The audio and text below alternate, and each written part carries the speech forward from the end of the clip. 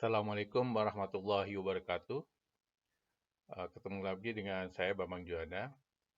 Perkenalkan saya ingin sharing tentang topik teori pertumbuhan ekonomi, yaitu mulai dari teori pertumbuhan neoklasik, endogen, inklusif, sampai terkait juga dikaitkan dengan masalah pembangunan berkelanjutan.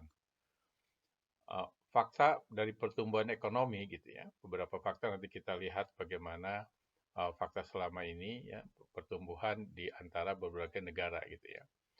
Berbeda dengan pembahasan dalam model agregat demand dan agregat supply, di mana di situ terjadi fluktuasi ya, fluktuasi terkait dengan output atau GDP ya, naik dan turun. Namun di sini kita akan membahas bagaimana determinan output dalam jangka panjang ya, di mana di sini kita memfokuskan kepada pertumbuhan, yaitu kenaikan yang terus-menerus dalam output agregat, yaitu GDP sepanjang waktu gitu ya. Nah, di sini kita akan memfokuskan ya dalam membandingkan ya output berbagai negara itu dilihat dari output per kapitanya ya, bukan dari outputnya itu sendiri gitu ya. Karena ini untuk terkait dengan masalah kesejahteraan ya. Bisa saja suatu negara outputnya besar, tapi kalau penduduknya besar belum tentu itu sejahtera itu. Sehingga kita akan melihat bagaimana pertumbuhan output per kapita. Walaupun nanti kita akan melihat juga bagaimana sebenarnya pertumbuhan untuk output itu sendiri ya. Kita melihat bagaimana sebenarnya hubungan antara income per kapita dengan kebahagiaan ya. Jadi biasanya ini adalah ukuran ringkas ya terkait dengan kesejahteraan, yaitu per kapita income ya. Kalau kita lihat memang secara keseluruhan ada hubungan positif ya antara income per kapita dengan uh, kebahagiaan ya, tingkat-tingkat kebahagiaan. Meskipun ada beberapa ya data di sini terkait dengan beberapa negara ya yang memang kelihatannya tidak begitu terlihat hubungan positif antara kedua indikator ini ya. Jadi sekitar 25% kelihatannya agak menyimpang dari pola hubungan tersebut. Tapi secara keseluruhan kelihatannya mengukur kebahagiaan ini diringkaskan dalam income per kapita masih reliable lah ya. Jadi karena cenderung negara yang income per kapitanya tinggi ya, maka kebahagiaannya pun akan tinggi. Ya. Kalau kita lihat memang ada beberapa melihat lebih detail di dalam suatu negara, di sini di Amerika ya. Kalau kita lihat di sini ya, penduduk yang sangat bahagia di sini ini memang menurun, ada kecenderungan menurun di sini ya. Kemudian tapi penduduk yang kurang berbahagia pun sebenarnya menurun juga gitu ya. Jadi di sisi lain ada yang kebahagiaannya menurun bagi orang-orang bagi orang tertentu, ada juga yang kebahagiaannya yang meningkat ya dari yang tidak sangat bahagia ini gitu ya. Oke. Kemudian di sisi lain juga kalau kita melihat bagaimana sih hubungan antara pendapatan dengan tingkat kebahagiaan di sini, kalau kita lihat gitu ya, ternyata memang untuk orang yang kaya cenderung lebih bahagia dibandingkan orang yang orang yang miskin gitu ya. Di sini adalah kuartal paling bawah, ini adalah kuartal paling tinggi di sini ya. Jadi sekitar seperempat orang kaya, ini seperempat orang miskin gitu ya. Jadi cenderung lebih bahagia bagi orang yang kaya ini gitu ya dibandingkan yang orang yang seperempat di bawah ini, pendapatnya di bawah ini. Namun kalau kita lihat berarti orang yang berpendapatan rendah pun gitu ya, bahagia juga, jadi sekitar 16% orang yang mereka sangat berbahagia meskipun pendapatannya ada di golongan seperempat pendapatan golongan bawah gitu ya. Begitu juga gitu ya, bagi yang seperempat pendapatannya paling tinggi ya ternyata mereka merasakan tidak berbahagia juga gitu ya, jadi sekitar 6%.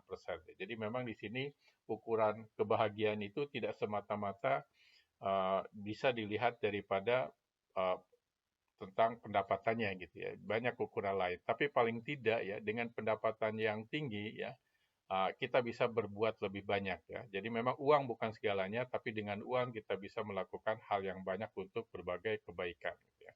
Jadi intinya kita hanya melihat ya bagaimana teori pertumbuhan ini dilihat dari output, dari income ya. Nanti lebih khusus lagi income per kapita.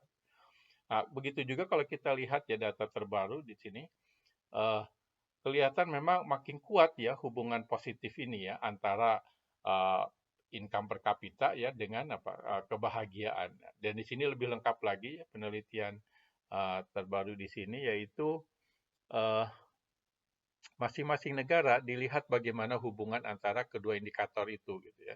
Jadi kalau misalkan saja katakanlah slope-nya positif, berarti memang hubungan ini hubungan kedua indikator tersebut uh, arahnya sama ya. Jadi makin tinggi tingkat income per kapita ya makin sejahtera, makin bahagia. Tapi ada juga sebenarnya yang hubungannya memang negatif gitu ya. Misalkan saja di sini kita melihat contoh misalkan eh, Haiti misalkan saja, kelihatan memang agak cenderung download sloping gitu ya bahwa jadi di sini memang bisa berbeda tapi memang tidak hanya sedikit yang seperti ini ya. Jadi kecenderungannya memang ada hubungan positif antara income per kapita dengan tingkat kebahagiaan. Oleh karena itu kita bahas bagaimana teori pertumbuhan ekonomi ini dilihat dari income per kapita ya. Kalau kita melihat ya, ada kecenderungan konvergen ya output per kapita ini ya dengan melihat bagaimana hubungan antara GDP per kapita ya dan juga pertumbuhan tahunannya gitu ya. Jadi cenderung ya yang GDP per kapitanya tinggi gitu ya, pertumbuhannya rendah ya. Tapi kalau yang GDP per kapitanya suatu negara ini seadanya rendah, dia akan seperti Jepang nih, maka pertumbuhan tahunannya sangat sangat tinggi. Nah, lebih detail lagi misalkan saja, jadi kalau itu kemungkinan ini ada terjadi konvergenan. Bagaimana penjelasan konvergenan ini nanti kita lihat di dalam teori pertumbuhan neoklasik ya.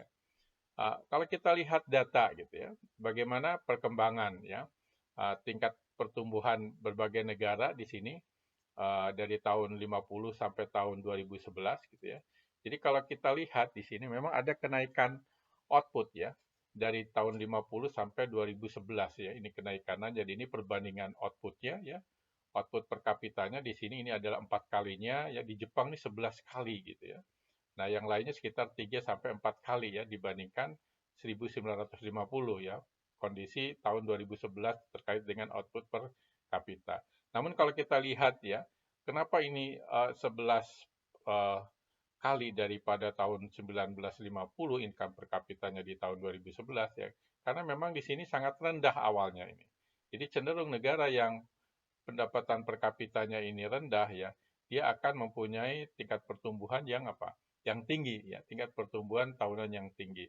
Tapi negara yang pendapatan per kapitanya tinggi ya cenderung mempunyai tingkat pertumbuhan output uh, per kapitanya sangat relatif rendah gitu ya. Jadi mungkin barangkali karena semua sumber dayanya sudah digunakan secara penuh ya, sehingga untuk meningkatkan output lebih tinggi lagi susah kecuali kalau memang ada katakanlah teknologi improvement, teknologi improve perbaikan teknologi yang akan kita bahas di sini gitu ya.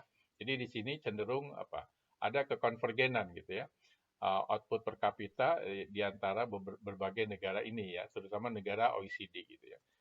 Jadi kalau kita lihat ya, untuk OECD kelihatannya memang ada kecenderungan ke konvergenan. Tapi bagaimana dengan Afrika dan Asia gitu ya? Ini di Afrika ini yang merah, Asia ini adalah yang segitiga di sini. Jadi kelihatannya uh, bukan konvergen malah divergen gitu ya. Jadi kalau kita lihat di sini untuk negara OECD memang hubungannya negatif antara per kapita income dengan tingkat pertumbuhan, tapi untuk negara kalau kita plotkan scatter plot ini seluruh dunia gitu ya, relatif banyak negara di sini justru kecenderungannya positif gitu ya. Artinya makin tinggi per kapita income gitu ya, maka pertumbuhan ekonominya makin tinggi ya, pertumbuhan income per kapitanya makin tinggi. Sedangkan yang rendah ini makin tertinggal jauh gitu ya, sehingga ketimpangan ini makin memburuk, jadi makin divergen gitu ya. Jadi ada pola bisa konvergen untuk negara-negara tertentu, tapi secara keseluruhan kelihatannya divergen ya, artinya ketimpangan ini semakin memburuk antara berbagai negara di dunia ini secara keseluruhan gitu ya. Nah, bagaimana penjelasannya? Kita mulai barangkali dengan model neoklasik yang pertama kali ya dari Robert Solow ya, dia meraih Nobel karena karya yang fundamental ini, yang fenomenal ini. Jadi bagaimana Robert Solow ini menurunkan modelnya? Jadi dari sederhana saja modelnya bahwa output ini ya tergantung daripada tingkat teknologi, A ini tingkat teknologi, ini kapital dan labor gitu ya. Jadi kalau kita turunkan ya bagaimana pertumbuhan output ya kita turunkan secara matematik ya, ini turunan uh, terhadap terhadap A-nya ya, gini terhadap kapital, ini terhadap labornya. Jadi sama saja kalau misalkan ini di-loan-kan, ini loan Y sama dengan loan A plus ya, loan F di sini nanti akan kalau kita turunkan ya, secara ringkas bisa diturunkan bahwa nanti pertumbuhan output ya, pertumbuhan output di sini adalah bisa diturunkan ya, merupakan ya kontribusi daripada kapital dikalikan pertumbuhan kapital, ini kontribusinya, kemudian kontribusi daripada tenaga kerja terhadap output itu dikalikan pertumbuhan outputnya gitu ya. Nah, sisanya ini adalah sebagai kemajuan teknologi gitu ya. Dan ini disebut sebagai solo residual gitu ya. Dan emang ini merupakan juga kadang-kadang disebut sebagai growth accounting, bagaimana menghitung pertumbuhan dari apa output ini disagregasi dari pertumbuhan kapital, labor dan apa teknologi ya. Jadi teknologi adalah sisanya. Jadi kemajuan teknologi ini adalah sebenarnya pertumbuhan dari sisa setelah dikurangi pertumbuhan dari kapital dan pertumbuhan labor dikalikan kontribusinya ya, sharingnya ya. Jadi tanpa teknologi progres, kalau misalkan ini tidak ada gitu ya, maka persamaan ini nggak balance gitu ya, jadi nggak sama gitu. Jadi selalu pertumbuhan output itu lebih tinggi daripada kontribusi dari pertumbuhan kapital dan pertumbuhan apa labor di sini ya. Bagaimana kontribusi pertumbuhan kapital terhadap pertumbuhan output di sini tidak sama kalau hanya di sini saja gitu ya. Jadi kalau dengan technological progress, kemajuan teknologi ini menunjukkan bahwa sisanya inilah sebagai kemajuan teknologi gitu ya. Ini adalah model awal ya dari Solo, kemudian banyak orang mengembangkan model Solo ini ya yang kita kenal dengan model neoklasik ya. Jadi bagaimana detailnya kita lihat bagaimana apa yang menentukan daripada pertumbuhan ya, bagaimana peranan daripada akumulasi modal dan juga bagaimana peranan daripada kemajuan teknologi ya. Jadi kalau kita lihat di sini ini fungsinya ya, kalau kita sederhanakan dengan asumsi consolidated to scale gitu ya, maka bisa diturunkan secara sederhana ya, tadinya output fungsi dari pada kapital dan tenaga kerja di sini, ini tenaga kerja employment. Jadi output per kapita di sini, output per worker di sini, per tenaga kerja di sini fungsi daripada kapital per tenaga kerja, dan ini satu ini bisa dihilangkan karena ini suatu konstanta gitu ya. Jadi kalau kita hubungkan di sini, kalau ini sumbu horizontalnya adalah kapital per tenaga kerja, ini adalah output per tenaga kerja ya. Di sini makin tinggi kapital per tenaga kerja, output per kapita pun makin tinggi. Namun kenaikannya ini semakin lama semakin berkurang. Jadi ada hukum diminishing return gitu ya. Jadi kenapa ini ada diminishing return ya? Karena bagaimanapun yang namanya kapital ada depresiasi gitu ya. Makin lama makin kemampuannya produktivitas kapital yang sama untuk tahun berikutnya itu akan semakin berkurang gitu ya. Nah, jadi di sini sumbernya selain daripada kenaikan kapital ya, per output per tenaga kerja ini per kapita di sini, ini juga ada pertumbuhan atau perbaikan daripada kondisi teknologi ya. Jadi kalau teknologi meningkat ini digambarkan dengan kenaikan fungsi ini ke atas ya. Nah, bagaimana kalau kita lihat ya, misalkan saja tadi sebagaimana saya sebutkan tadi ya, jadi kalau misalkan ada teknologi ini akan bergerak ke atas gitu ya. Jadi perbaikan teknologi ini akan menggeser fungsi produksi ya, fungsi produksi per kapita ini ke atas gitu ya. Jadi di sini kalau misalkan saja ya hanya akumulasi kapital sebagai sumber pertumbuhan, maka di sini nggak sustain gitu ya pertumbuhan ini ya. Suatu saat pertumbuhan ini akan berhenti gitu ya. Ada yang namanya kondisi mapan ya. Kalau kita lihat ini semakin lama semakin berkurang gitu ya. Kemudian nanti suatu saat akan berhenti, tidak ada kenaikan lagi ya. Oleh karena itu, supaya pertumbuhan ini berlanjut, maka harus ada kemajuan teknologi ya. Jadi ini dibutuhkan untuk pertumbuhan output per kapita itu naik terus. Nah, bagaimana interaksi output dan kapital ini? Kalau kita lihat ya di sini bahwa kapital stok di sini, stok kapital ya, ini mempengaruhi output di sini ya. Kemudian di sini ya, jadi kapital menentukan output, kemudian dari output ini ya sebagian disimpan gitu ya. Dan saving ini akan merupakan sumber dari investasi gitu ya. Jadi ini asumsi dari perekonomian tertutup dan juga tidak ada uh, simpanan publik di sini ya. Jadi ini kalau ini sama dengan 0, I sama dengan, jadi saving ini adalah sumber investasi dan saving ini merupakan porsi daripada sebagian daripada output atau income gitu ya. Misalkan tingkat savingnya katakanlah 20%, berarti di sini 20% dari income ini ditabung, dan tabungan ini adalah sumber daripada investasi. Jadi saving, investasi dipengaruhi juga oleh output atau income. Nah, begitu juga ya, investasi ini akan menambah capital stock gitu ya. Jadi terjadi perubahan capital stock ya. Jadi kalau kita lihat capital stock di sini adalah capital stock yang lama ya, ditambah investasi ini yang baru, kemudian dikurangi dengan depresiasi gitu ya. Jadi kalau kita uraikan ya, kalau kita lihat lebih ringkas tadi karena membahas mau per kapita di sini, kapital per kapita ini fungsi daripada apa? Ini kapital ya, kapital pada sebelumnya ya, stok kapital sebelumnya dikurangi depresiasi ya, kemudian ditambah kapital baru ya, fixed capital formation ya, pembentukan modal tetap dari investasi di sini, yaitu porsi dari tabungan ya, dikali dengan apa, output per kapitanya. Jadi kalau kita lihat bagaimana perubahan kapital per tenaga kerja di sini, ini perubahannya delta K per M di sini ya, ini adalah tergantung ya bagaimana ya investasi tersebut di sini apakah lebih besar daripada depresiasinya. Selama investasinya ini lebih besar daripada depresiasinya, maka akan terjadi penambahan capital stock ya, capital stock per kapita ya.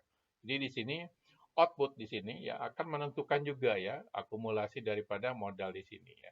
Jadi sekali lagi ya, perubahan daripada capital stock per tenaga kerja gitu, ini sama dengan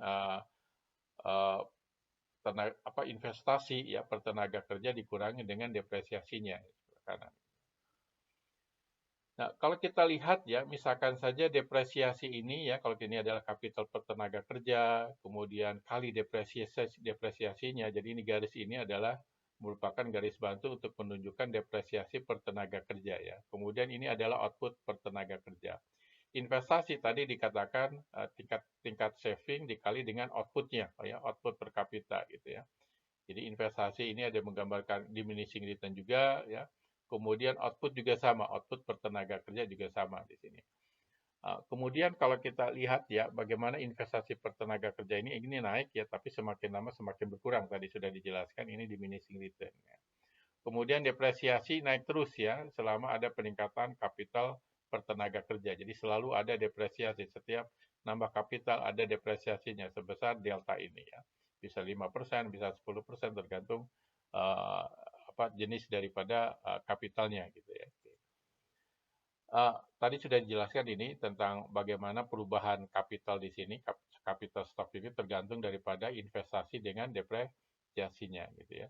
Jadi kalau misalkan saja kalau kita lihat nih investasi ini ya, selama investasi ini lebih besar daripada depresiasinya, maka di sini akan terjadi peningkatan capital per worker, capital per tenaga kerja, sehingga ini naik gitu ya. Output per kapitanya naik gitu. Tapi di sisi sini ya, depresiasi itu sudah melebihi daripada investasi per tenaga kerja ya, sehingga capital stock-nya berkurang ya, sehingga ini akan menurun ya. Jadi nggak mungkin mencapai ini ya. Jadi ini hanya untuk garis bantu saja untuk menjelaskan bahwa ini tidak mungkin dicapai karena depresiasinya lebih besar daripada investasinya. Sehingga di sini in the long run gitu ya, maka capital stock-nya hanya pada di titik ini, di titik keseimbangannya di sini ya. Kemudian output per tenaga kerjanya di sini. Ini adalah merupakan output per tenaga kerja ya, dan juga kapital per tenaga kerja di sini adalah titik keseimbangan dalam jangka panjang gitu ya. Jadi akan konstan di sini ya. Kalau sudah sampai sini terjadi keseimbangan ya dalam jangka panjang ya. Jadi di sini kondisi di mana output per tenaga kerja dan kapital per tenaga kerja ini tidak berubah lagi, ini disebut sebagai kondisi mapan ya, steady state dari perekonomian ya. Jadi kalau kita lihat titik ini yaitu di mana tingkat investasi sama dengan tingkat depresiasi kapital per tenaga kerja ya, jadi kali delta di sini seperti itu. Nah, kemudian dengan kondisi mapan dari kapital per tenaga kerja di sini nanti bisa ditunjukkan ya dari kalau misalkan ada contoh soal ini dari sini ya kondisi mapan ini, kemudian nanti bisa dihitung ya berapa kondisi mapan daripada output per kapitanya ya, bisa dari sini. Jadi di sini titik ini.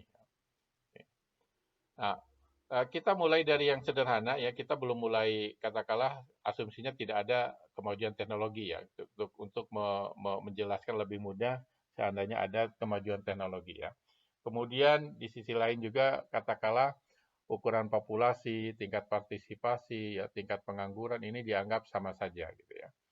Nah, kita melihat bagaimana sebenarnya ya pengaruh daripada kenaikan tingkat tabungan ya. Jadi kalau ini adalah investasi ya yang berasal dari tingkat tabungan, seandainya gitu ya tingkat tabungan ini naik ya dari S0 ke S1 gitu ya tingkat tabungannya, maka ini sebenarnya akan menaikkan apa?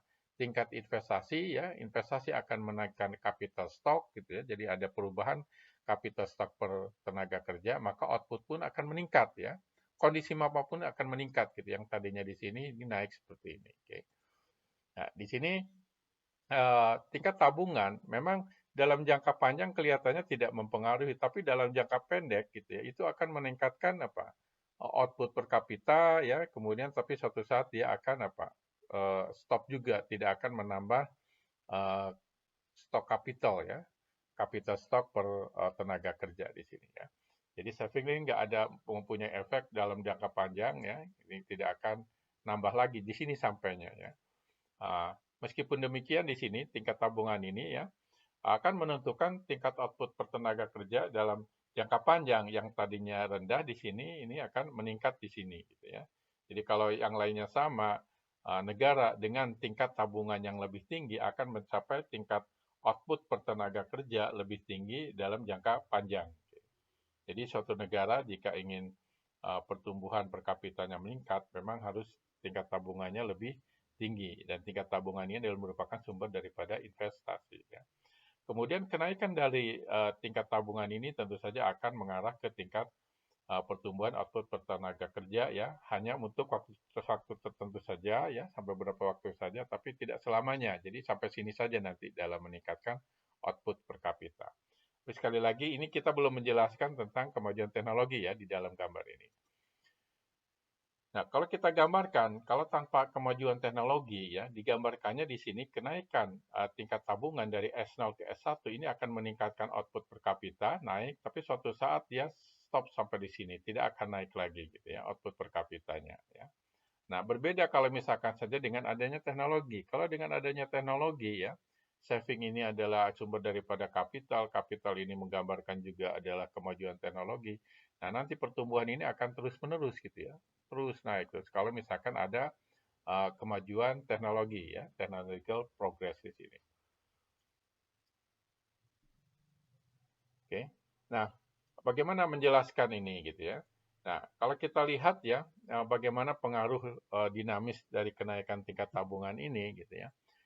Sekali lagi di sini efek terhadap uh, output per tenaga kerja di sini makin lama makin naik di sini, tapi makin lama kenaikannya semakin berkurang ya. Bagaimana efek terhadap pertumbuhan outputnya ya? Pertama ya naik di sini, tapi kenaikannya ya pertumbuhannya semakin lama semakin apa? Berkurang. Suatu saat pertumbuhan output per kapitanya sama dengan nol. Nah inilah yang namanya kondisi mapan itu ya, steady state of output per kapita ya. Jadi tidak naik lagi di sini ya. Jadi inilah gambaran secara grafik ya. Memang di sini perlu waktu lama ya agar output per kapita itu ya mencapai titik yang paling tinggi. Tapi di sini adalah pertumbuhannya sekali lagi ya semakin lama semakin berkurang, akhirnya mencapai titik kondisi mapan itu. Oke. Nah, mungkin di dalam jangka panjang apa yang meskipun katakanlah output per kapita dalam in the long run dalam jangka panjang itu tidak berubah gitu ya. Tentu saja masyarakat ingin komposisinya dari output per kapita itu kalau misalkan saja disagregasi menjadi konsumsi, investasi dan belanja pemerintah gitu ya atau mungkin konsumsi dan investasi tentu saja kita mengharapkan konsumsi yang apa? Yang maksimum gitu ya. Nah, konsumsi maksimum ini bukan hanya barang dan jasa, tentu saja di sini ada semacam servis juga jasa gitu. Kita mengharapkan seperti itu gitu ya. Jadi di sini ya kenaikan dalam tingkat tabungan di sini nanti bisa ditunjukkan bahwa maka akan menaikkan konsumsi pada suatu waktu, kemudian pada suatu saat dia akan turun juga di sini ya. Jadi di sini masalahnya bagaimana mencari titik maksimum yang kita kenal dengan golden rule level of capital. Jadi stok kapital yang mana ya yang menghasilkan tingkat konsumsi per tenaga kerja yang maksimum ya. Di beberapa buku ada contoh bagaimana mencari titik maksimum dari konsumsi per kapita dalam kondisi mapan ini. Nah, bagaimana sebenarnya gambaran daripada pengaruh daripada physical capital dengan human capital gitu ya. Jadi di sini sekumpulan keahlian ya tenaga kerja dalam perekonomian disebut sebagai human capital ya atau modal manusia gitu. Perekonomian dengan tenaga kerja yang dengan keterampilan yang tinggi banyak ya, kalau makin banyak tenaga kerja dengan keterampilan yang tinggi, maka kemungkinan akan lebih produktif di sini ya daripada perekonomian dengan tenaga kerja yang umumnya tidak bisa membaca dan menulis misalnya. Nah, kemudian dalam bagaimana menjelaskannya, nah ini nanti bisa relatif sama saja ya, serupa ya. Bagaimana menggambarkan perkembangan daripada physical capital per tenaga kerja dan human capital per tenaga kerja. Di sini gambarnya tetap sama gitu ya. Hanya mungkin akan berbeda antara keduanya kalau misalkan saja physical capital biasanya ada yang namanya depresiasi ya, yang namanya komputer, mesin segala macam biasanya tiap tahun akan terjadi aus, depresiasi ya. Jadi misalkan saja kecepatan, produktivitas akan semakin berkurang. Berbeda dengan manusia, kalau manusia di sini tenaga kerja gitu, makin terampil, pendidikannya makin tinggi ya, makin banyak digunakan gitu, justru akan makin terampil, makin ahli ya, makin produktif gitu ya. Jadi cenderung sebenarnya tidak turun ya, tidak diminishing return ya, tapi justru increasing return untuk human capital. Nah inilah kita mengenal nanti dengan teori pertumbuhan endogenous ya dari dalam endogenous economic growth theory ya. Jadi di sini kita kembangkan model fungsi produksi tadi yang tadinya hanya K per N, di sini ada H per N gitu ya, untuk membedakan human capital yang terlebih terampil H di sini gitu ya. Jadi kalau misalkan saja kita ambil contoh misalkan ya, misalkan perekonomian di sini terdiri dari 100 tenaga kerja misalkan ya, terdiri 100 tenaga kerja, sebagian ya kurang terampil dan sebagian terampil ya. Kemudian kalau upah yang terampil ini 2 kali daripada tenaga kerja yang tidak terampil ya, maka kalau kita melakukan pembobotan di sini ya, 50 kali 1 ini adalah yang kurang terampil, ini yang terampil ya, upahnya 2. Jadi karena upah ini adalah sebenarnya marginal product of each labor ya. Jadi merupakan produk marginal daripada tenaga kerja itu sendiri ya. Kalau gajinya 2 kali, berarti marginal produknya juga 2 kali ya. Sehingga kalau kita membuat perhitungan, hanya ini adalah sebenarnya ya bukan 100, tapi di sini 150. Karena ada 50 yang lebih terampil ya dibandingkan 50 yang lainnya. Dan nanti di sini digunakan di dalam model tadi ya H per N-nya di sini adalah 150 per 100 gitu. Jadi bayangkan kalau misalnya tidak ada yang terampil, berarti di sini 100 per 100 sama dengan 1, berarti ini bisa dibuang gitu ya. Jadi kalau ada yang pendidikannya meningkat, keterampilan meningkat, kita akan menambah dari H per N-nya ini gitu ya. Jadi sekitar 1,5 untuk kasus ini ya.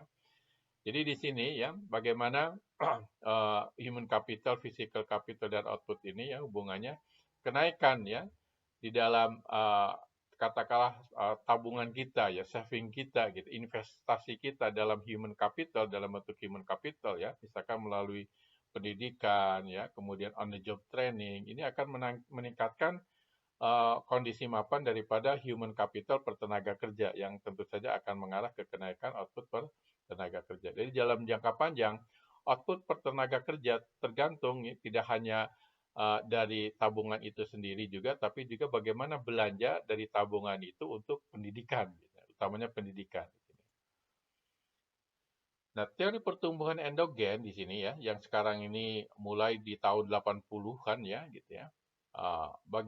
Ini biasanya banyak secara praktis ya, dalam pendekatan praktis, misalkan saja tenaga kerjanya bagaimana untuk SD, bagaimana untuk pendidikan sekolah lanjutan, bagaimana untuk perguruan tinggi, yang barangkali kita ingin membuktikan apakah produktivitas ya tenaga kerja yang pendidikannya lebih tinggi lebih tinggi nggak produktivitasnya ya terhadap tenaga kerja yang pendidikannya lebih rendah. Nah, ini bisa dikaji tersendiri ya. Ini juga salah satu pendekatan daripada teori pertumbuhan endogen ya.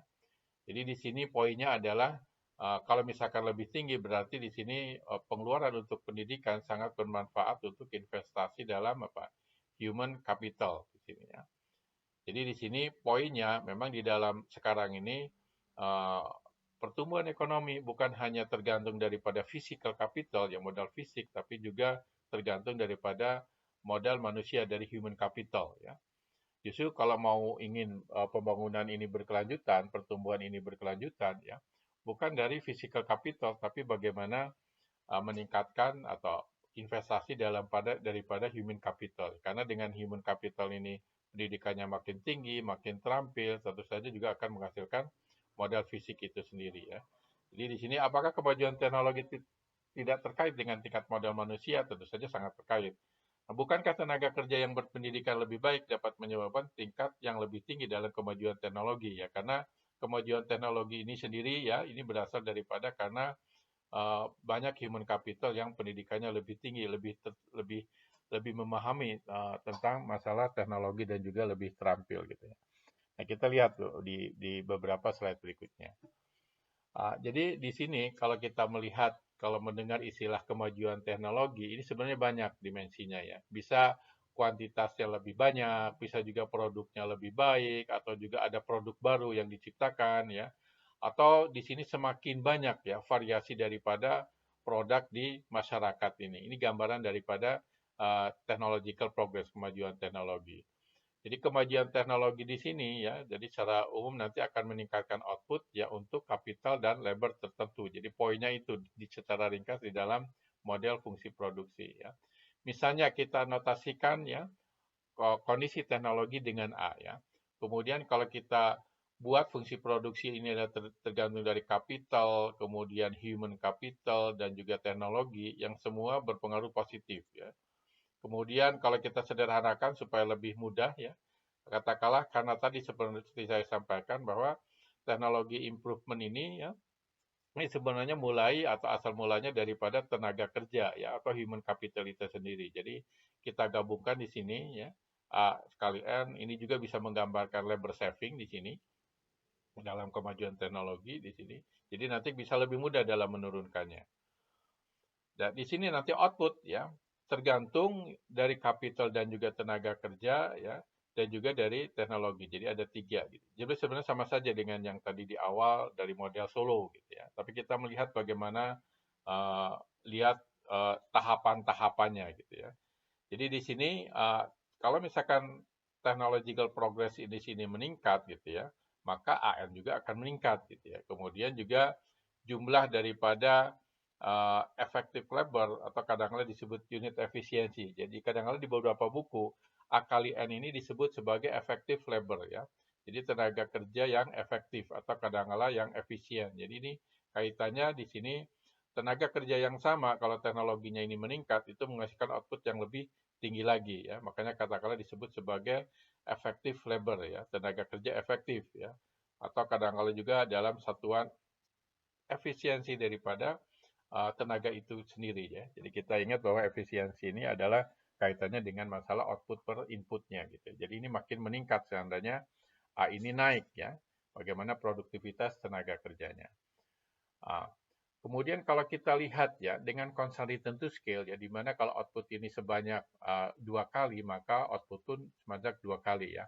Ini juga bisa ditunjukkan bahwa output per efektif tenaga kerja di sini ya ini merupakan fungsi daripada kapital per efektif tenaga kerja ya, seperti yang kita sampaikan tadi yang dimaksud efektif tenaga kerja di sini.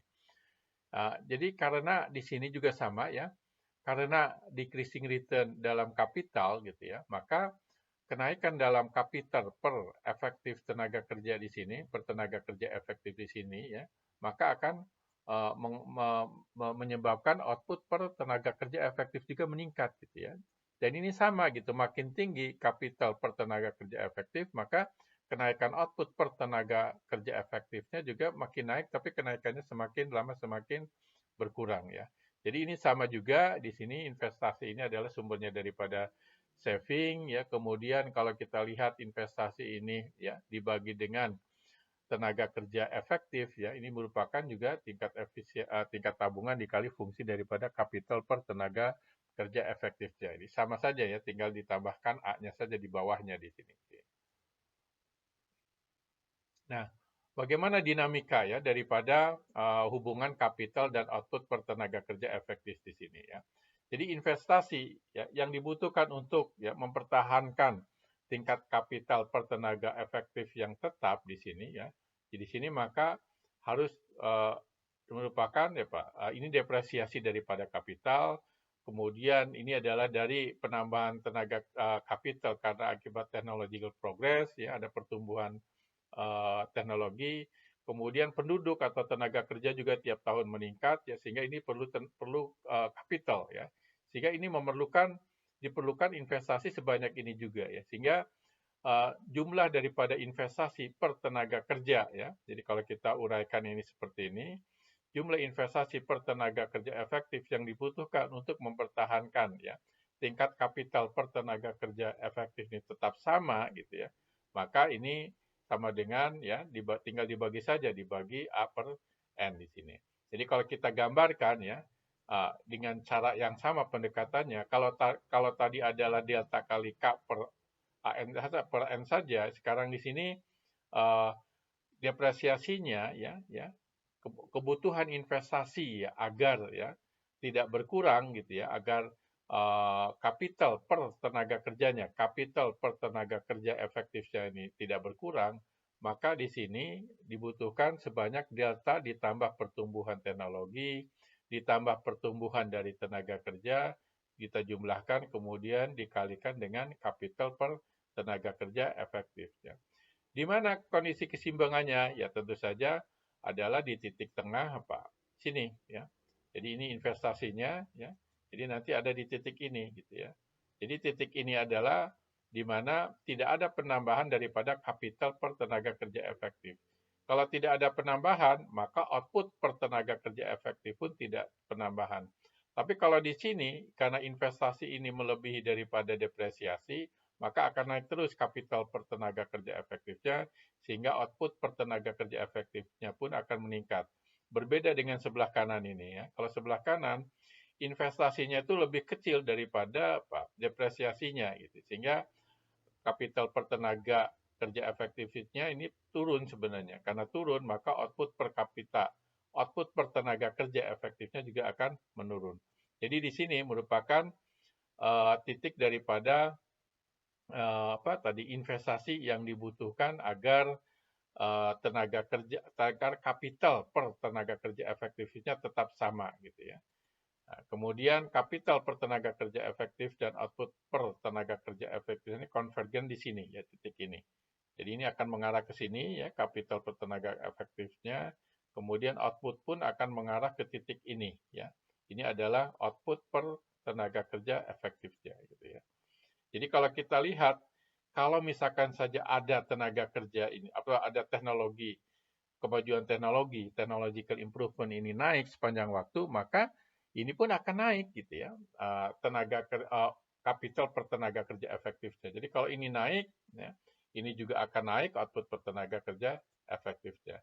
Jadi kalau kita lihat di titik ini sekali lagi, tidak ada penambahan daripada kapital per tenaga kerja efektifnya.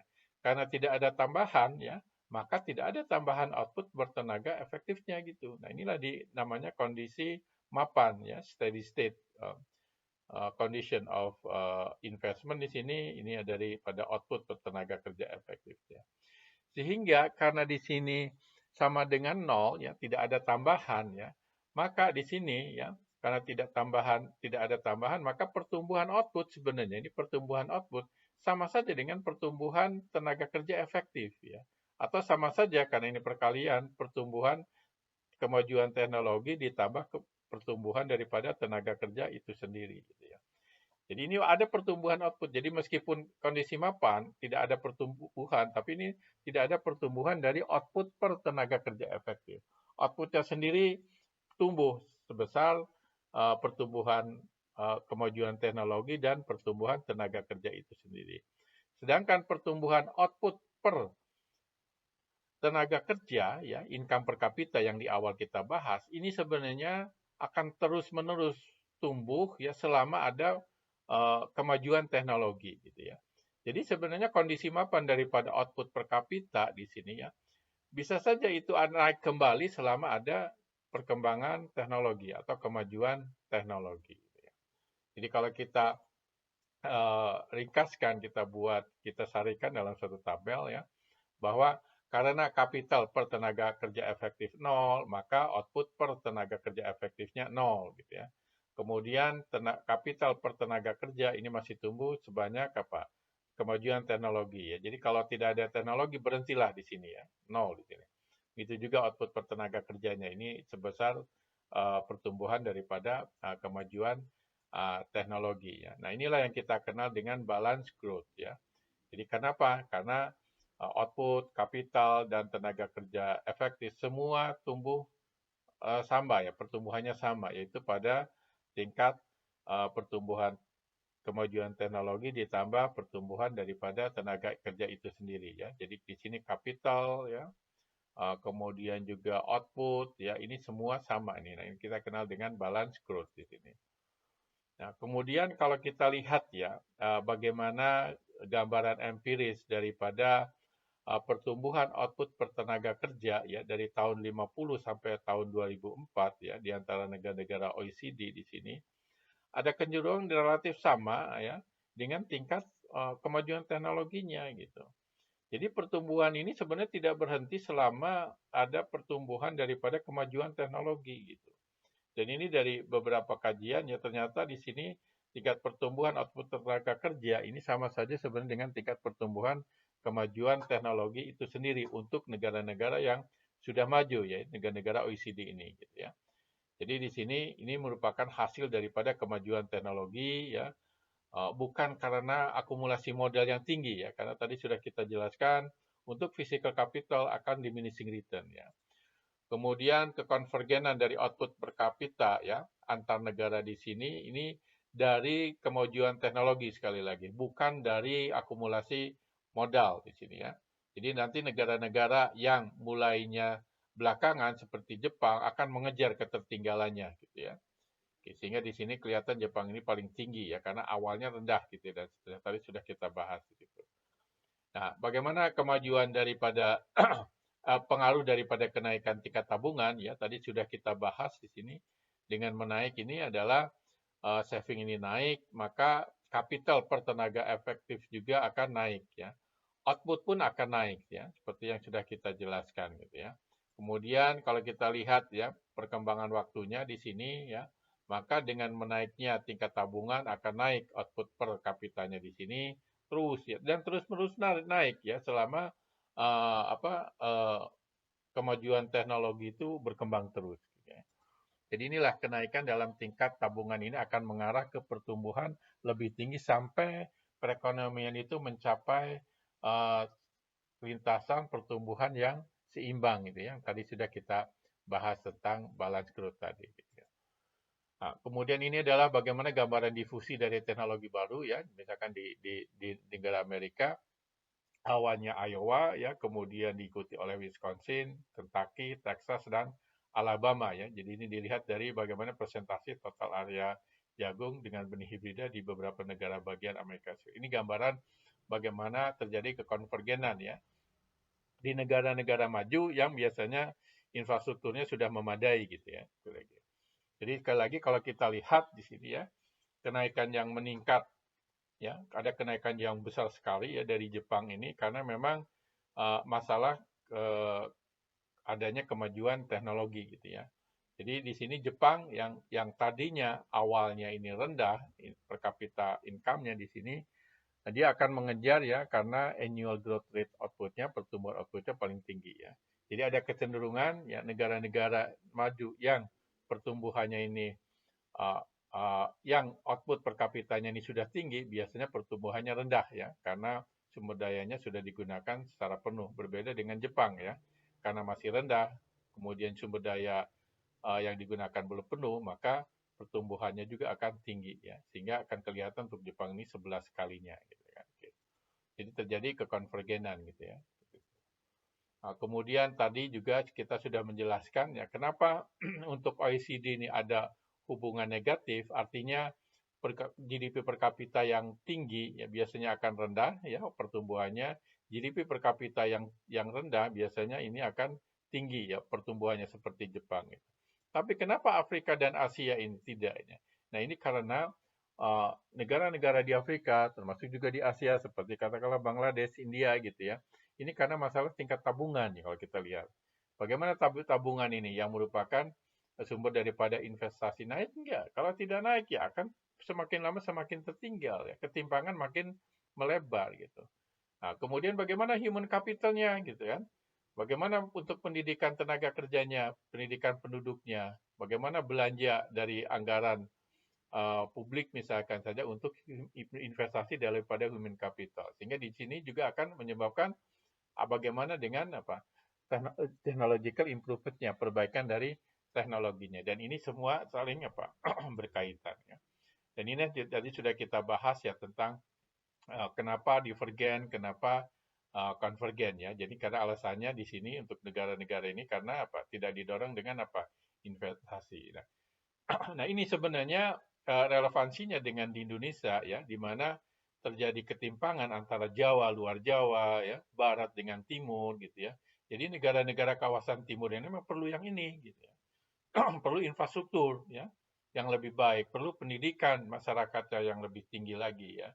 Sehingga semuanya ini akan menyebabkan perbaikan teknologi ya di negara-negara kawasan Timur itu, gitu ya. Jadi poinnya gitu. Karena kalau didiamkan ya, ini bukan berarti nanti akan konvergen gitu, makin melebar. Jadi harus ada intervensi daripada pemerintah gitu ya.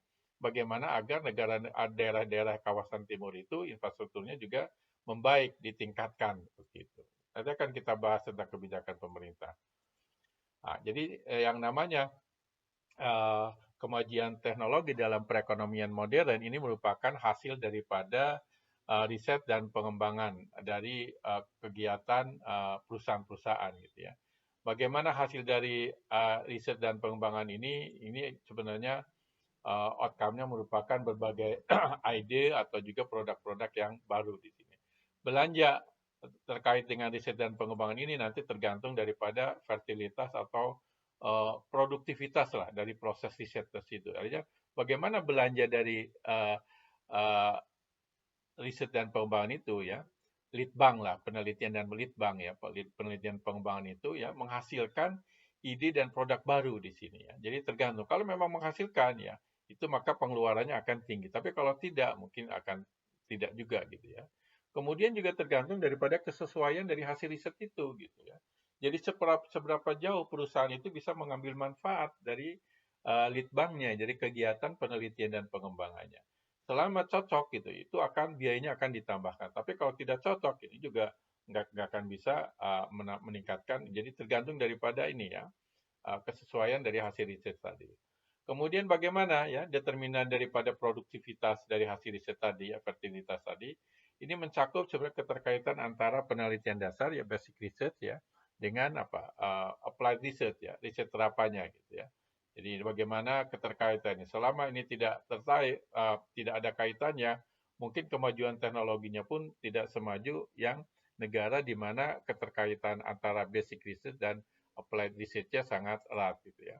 Jadi untuk negara ya, ada beberapa negara yang berhasil dalam basic research-nya dan mendorong sebenarnya applied research ya, tapi ada juga negara yang basic research-nya kurang kuat ya, sehingga hanya di applied research saja dan kurang fundamental gitu ya. Ada kemajuan teknologi tapi tidak sebesar, tidak secepat negara-negara yang basic research-nya juga kuat gitu ya.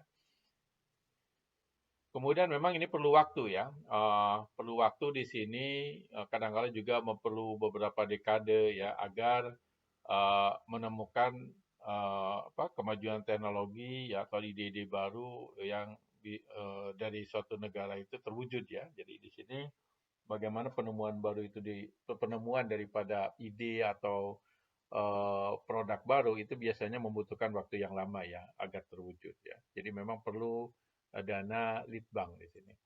Nah, kemudian kalau kita lihat bagaimana kesesuaian tadi ya, kesesuaian dari pada hasil penelitian tadi ya di sini ya, bagaimana perusahaan ini bisa bermanfaat. Jadi kadang-kadang kalau misalkan saja perusahaan itu merasa ini tidak tidak bisa mengambil keuntungan daripada pengembangan produk di sini, ya tentu saja mereka juga tidak akan terlibat di dalam lead banknya gitu ya.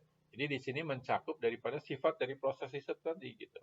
Apakah bermanfaat jika sebagai pengembang awal dari produk baru itu ya? Karena kadang-kadang bisa saja ada orang kita menciptakan, tapi orang tinggal meniru saja gitu ya.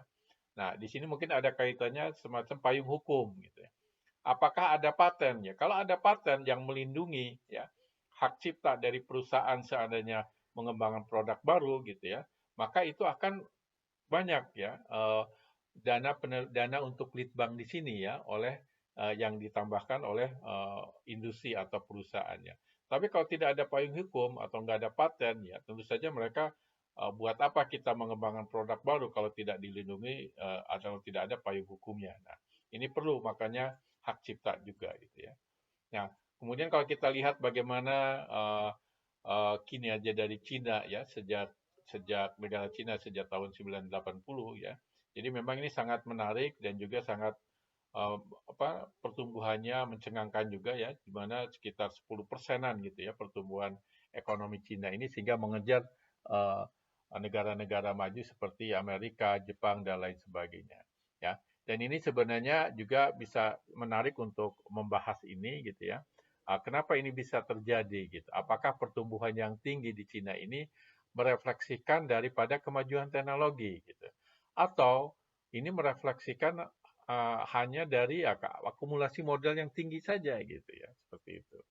Nah, untuk menjawab ini kita mungkin bisa melihat ya bagaimana Cina ini ya karena ukuran negaranya ya selain regionnya ini besar dan juga penduduknya besar, nah, begitu juga kita lihat bagaimana pertumbuhan outputnya yang sangat tinggi ya, mengagumkan gitu. Jadi kalau kita lihat di sini tingkat pertumbuhan outputnya ya hampir sekitar 10% ya.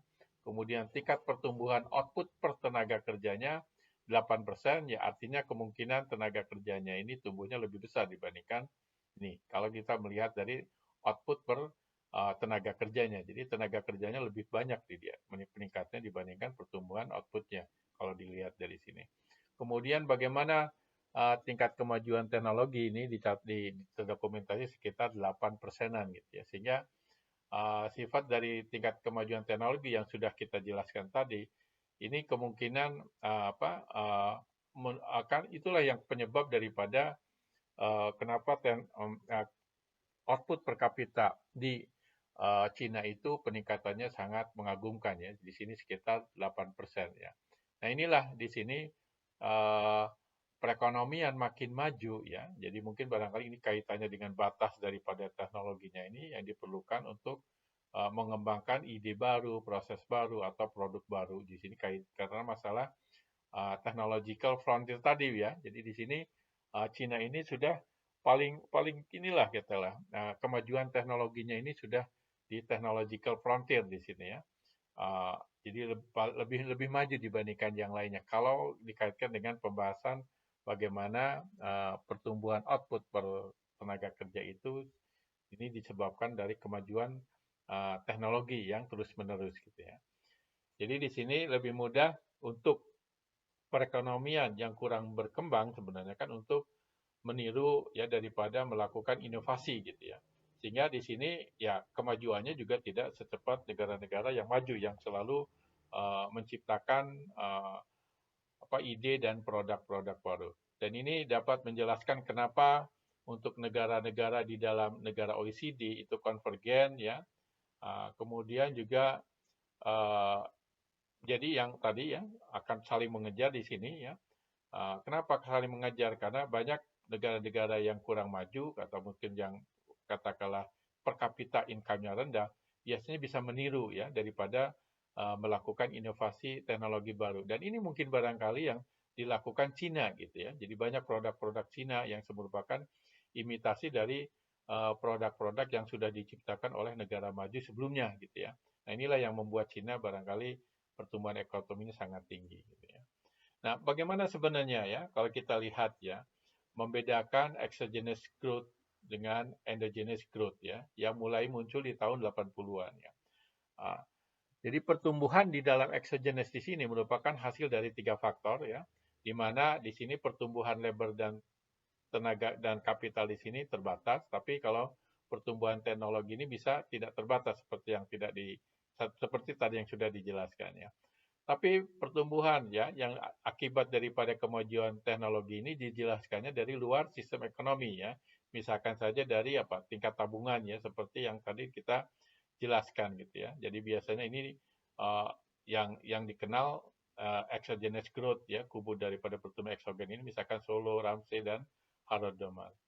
Nah, kemudian pertumbuhan akan berhenti ya, pada suatu titik di mana kalau sudah mencapai kondisi mapan tadi ya, kondisi keseimbangan berdasarkan pertumbuhan daripada di internalnya gitu. Jadi kalau misalkan saja tidak ada katakanlah di dalam misalkan saja kemajuan teknologi ya sudah berhenti di situ gitu ya. Sekali keseimbangan ini dicapai faktor eksogen ini, maka kalau ingin lebih maju ya, maka perlu pertumbuhan lebih tinggi lagi ya. Bagaimana cara pertumbuhannya? Lagi-lagi kemajuan teknologi, dan ini hanya menjelaskannya dari titik katakanlah dari misalkan dari luar sistem ini dari tingkat tabungannya. Nah, berbeda dengan endogenous growth ya, pertumbuhan endogen. Jadi pertumbuhan ini dibangkitkan dari sistem perekonomian itu sendiri gitu ya, sebagai hasil langsung daripada proses internal ya. Dari mana ya? Proses internalnya adalah dari peningkatan modal manusia ya, human capitalnya dari negara tersebut ya. Nah, ini akan mendorong pertumbuhan ekonomi ya, misalkan saja dengan pengembangan dari ya bentuk teknologi yang baru ya, kemudian juga sarana prasarana produksi yang efisien dan efektif ya. Jadi di sini sangat berperan gitu ya, industri yang berbasis pengetahuan di sini. Misalkan saja teknologi informasi ya, dengan telekomunikasinya misalkan ya, software ya, atau mungkin industri high tech lainnya ya. Karena mereka akan semakin mempengaruhi ya perekonomian yang sudah maju dan semakin berkembang ini sebenarnya akibat daripada industri-industri yang berbasis pengetahuan ini gitu ya. Dan di situ juga ada semacam increasing return ya, dari investasi kapital itu. Karena apa? Karena ada kemajuan-kemajuan teknologi diciptakan ya, baik produk baru maupun ide-ide baru di dalam endogenous growth lagi. Jadi sekali lagi ini munculnya daripada peningkatan daripada human capital atau investasi daripada human capital. Jadi ini mendorong masalah kewirausahaan, entrepreneurship di sini, ini sebagai sarana untuk menciptakan bisnis baru dan akhirnya juga akan merupakan sumber yang penting bagi penciptaan pekerjaan yang baru, investasi dan inovasi-inovasi berikutnya lebih jauh lagi ya. Jadi sekali lagi inilah perbedaannya ya, meskipun sebenarnya sama ya, teknologi yang sangat berperan, namun ini diceritakan dari luar sistem, ini dari di dalam sistem itu sendiri, yaitu dari peningkatan modal manusia gitu ya. Nah, kemudian terakhir ya barangkali mungkin karena di sini Romer ini adalah peraih Nobel di tahun 2018 gitu ya. Nah, ini sebenarnya salah satu contoh daripada teori pertumbuhan endogen ya, di mana di sini motivasi untuk teori pertumbuhan baru ya dalam versi yang lebih sederhana gitu ya. Misalkan saja di sini di mana diasumsikan bahwa proses pertumbuhan ini mulai daripada perusahaan ya, mulai dari tingkat perusahaan. Jadi ini adalah perusahaan ya. Jadi kalau kita lihat di sini alfa ini adalah elastisitas dari kepada kapital ya terhadap pertumbuhan. Jadi berapa persentase perubahan output ini jika kapital nambah 1% ya. Begitu juga ini dari constant return to scale-nya gitu ya. Nah kemudian ini ya yang namanya beta di sini adalah elastisitas daripada capital stock secara keseluruhan di negara tersebut gitu ya. Atau kadang-kadang disebut sebagai eksternalitas daripada kapital gitu ya. Jadi kadang-kadang bisa sebagai katakanlah public goods ya, prasarana ya, jalan ya, kemudian transportasi yang dibangun oleh pemerintah. Ini juga akan menentukan daripada pertumbuhan atau output daripada masing-masing perusahaan itu sendiri gitu ya. Jadi kadang-kadang disebut juga sebagai teknologi spillover gitu ya, bagaimana pembebasan teknologi ini ke berbagai perusahaan di sini ya. Kemudian nanti pertumbuhan daripada income per kapita dari romer ini ya tergantung daripada apa? Bagaimana ya public good tadi gitu ya. Dampak daripada public good tadi, kemudian ini bagaimana perkembangan tenaga kerjanya, dan juga bagaimana elastisitas daripada kapital dan elastisitas labor itu sendiri ya.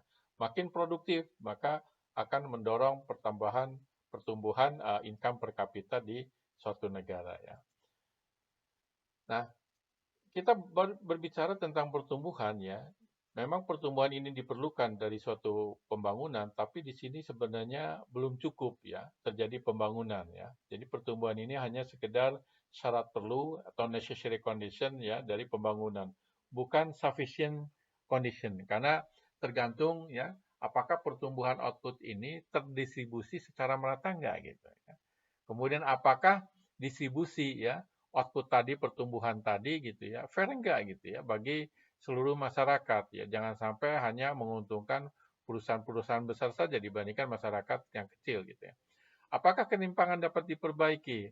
Bagaimana sebaiknya kebijakan pemerintah terkait ini? Nanti kita akan bahas di pertemuan berikutnya. Namun sebagai contoh ya, dalam model Keynes yang sederhana gitu ya, kita melihat bagaimana agar belanja pemerintah ini ya menghasilkan pertumbuhan, namun pertumbuhannya terdistribusi secara merata ya. Jadi kalau kita belajar terkait dengan multiplier effect atau trickle down effect ya, agar belanja pemerintah ini ya bisa memberikan dampak ke seluruh masyarakat, maka pertumbuhan ekonomi atau income-nya itu harus mempengaruhi lebih banyak ke apa? Ke konsumsi ini gitu ya. Mempengaruhi lebih banyak ke masyarakat secara garis besar ya. Sehingga dengan income meningkat untuk masyarakat di sini akan meningkatkan output juga ya. Ini konsumsi, ini adalah investasi, ini adalah government expenditure.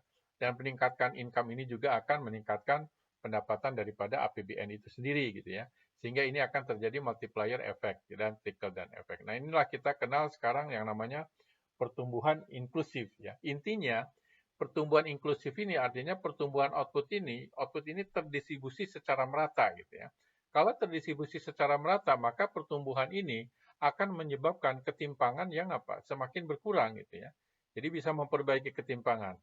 Kemudian tingkat pengangguran dan juga tingkat kemiskinannya pun akan berkurang ya. Gitu. Inilah gambaran secara ringkas tentang pertumbuhan inklusif ya. Nanti hanya kita bahas bagaimana sebenarnya kebijakan dari pemerintah agar pertumbuhannya itu bukan hanya sekedar pertumbuhan tapi juga terdistribusi secara merata gitu ya. Jadi misalkan bagaimana membangun infrastruktur di pedesaan ya dibandingkan dengan membangun katakanlah suatu reaktor nuklir gitu. Tapi tentu saja dalam jangka panjang ya kalau sudah tersedia infrastruktur di beberapa daerah dari barat sampai timur ya, mungkin barangkali karena kita membutuhkan listrik, kita mungkin bisa saja menarik juga bagaimana kebutuhan listrik ke depan gitu. Apakah perlu reaktor nuklir ya? Karena kalau kita melihat misalkan saja untuk Kalimantan ya, daerah yang relatif lebih aman ya, jarang atau mungkin belum pernah kita mendengar atau kejadian gempa misalkan saja itu bisa saja ditempatkan di situ. Namun ini masih jauh ya pembahasan ini ya, kita nanti akan bahas di pertemuan berikutnya. Kemudian selain daripada human capital, sebenarnya ada satu lagi social capital gitu ya. Karena bisa saja ya orang yang pintar itu bisa pintar ini gitu ya. Jadi oleh karena itu harus dibangun juga social capitalnya, modal sosial gitu ya. Jadi bagaimana kemampuan masyarakat ini untuk bekerja sama gitu ya. Ya, jadi sini ada 3 komponen dalam model sosial yaitu masalah trust ya.